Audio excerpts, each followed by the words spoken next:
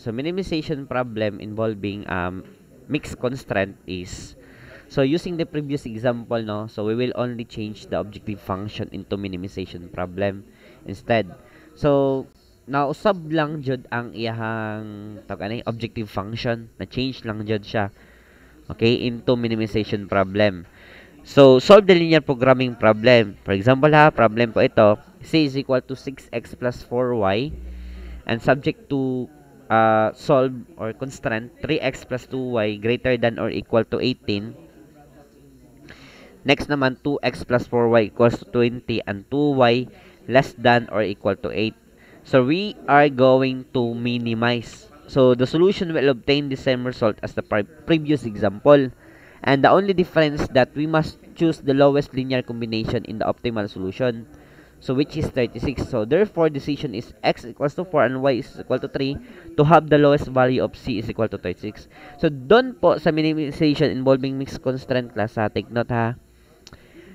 Wala man na change, 'di ba, sa iyang problem. Ang say na change niya diri ang iyahang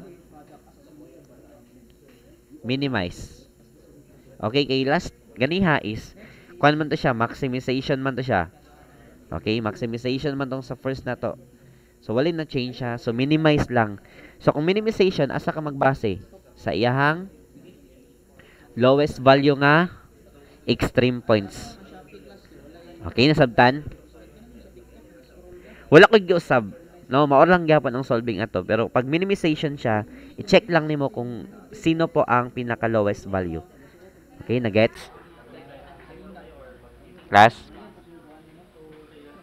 Okay, wala na change siya. Sige. Next naman is special cases in linear programming, no, problem in graphical method. Okay, graphical method na po tayo ha. Multiple optimal solution, it is an LP model that has a multiple optimal solution or more than one optimal solution. So based on this example class, pag multiple optimal solution na po, mag-graph gyapon tani. Okay. So it means multiple optimal solution na in linear programming problem is one in which there exists more than one set of values for the decision variables that satisfy of the constraint and maximizes or minimizes the objective function. So for example, no, maximize p is equal to 6x plus 4y. Okay, objective function po ito. Constraint, structural constraint, no, 3x plus 2y less than or equal to 18 and x plus 2y greater than or equal to 10. Then to graph that one, no, graph na to siya, and that would be the graph, no. Graph ni 3x plus 2y less than or equal to 18 is ito. Yan. Okay, let x equals to 0. 3 times 0 plus 2y is equal to 18. Then divide both side by 2. So y is equal to 9. Let y is equal to 0. So 3x plus 2 times 0 is equal to 18. And divide both side by 3. Okay, x equals to 6. So yan po. 6 and 0, 0 and 9. Pangutana sa graph. Wala. Huli, pangutana class. Low. Wala. Next one is x plus 2y greater than or equal to 10. Change into equation, no? So, x equals to 0. Let x equals to 0. 0 plus 2y equals to 10. Divide both side by 2, no? So, y is equal to 5. Let y equals to 0. X plus 2 times 0 equals to 10. So, x plus 0 is equal to 10. 0 and 10. Karon ang pangutana. Nay pangutana diriya. Sir, asa man jud ang corner points dira? No. So ayo mo kalibog anak class, basta multiple optimal solution po. So allow me to share my screen ha. Maadto na po tag Desmos. Desmos na to siya para di mo malibog. Okay? Using the Desmos, no, Okay, allow me to share my screen again. Okay, nakita ninyo kung kuan. Kita ninyo, class? Can you see my screen? Oh. Di ba, sa ganitong iyahang structural constraint, 3x plus 2y less than or equal to 18. Ang isa, x plus 2y greater than or equal to 10. So, based on this graph, no, di ba? Mamanay graph ni 3x plus 2y less than or equal to 18. Mamanay ang shaded region. In the x plus 2y equals to 10, so naa siya sa taas. No, kung ato siyang i-remove, dara ang graph ni 3x plus 2y greater than or equal to 10. To ato siyang i-check, class. So, nanay graphing nila diri, di ba? So, nakita ninyo, asa man nag-graph silang duha? Kanang ni Sagol, gud siya. Nagsapaw silang duha ba?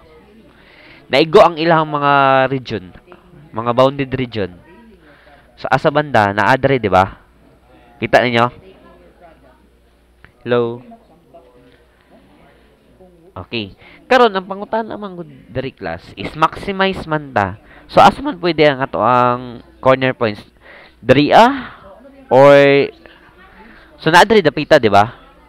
Okay, paduol manggod ka sa paduol manggod ka sa tawag ani. Paduol mo ka dire sa iyang origin. Dili man ka pwede palayo ba kay maximization man ka. So naa diri Kani region ang duha.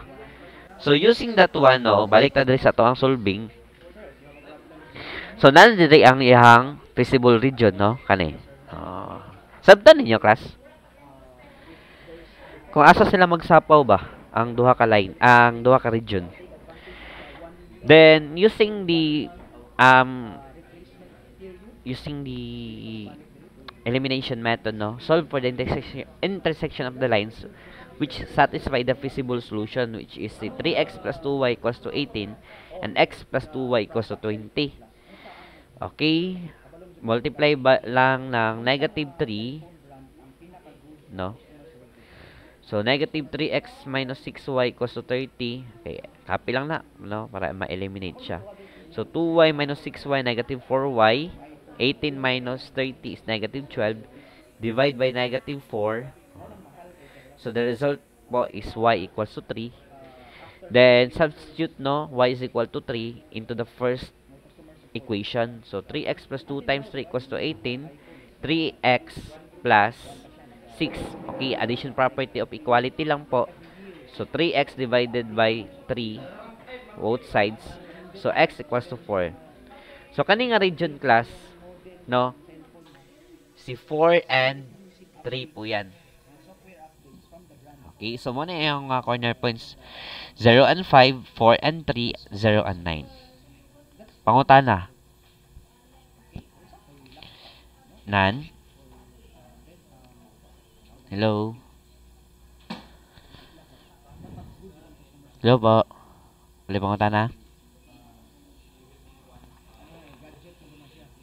Hilom lagi ay. Wala. Okay, so next naman is substitute, no, the coordinate to the extreme points of visible region of the objective function. Okay, so muna yung corner points 0 and 9, 0 and 5, 4 and 3.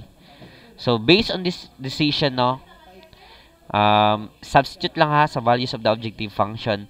So based on this extreme point, class, kinsa ang pinaka-highest? Maximize man ta. Kinsa yung highest?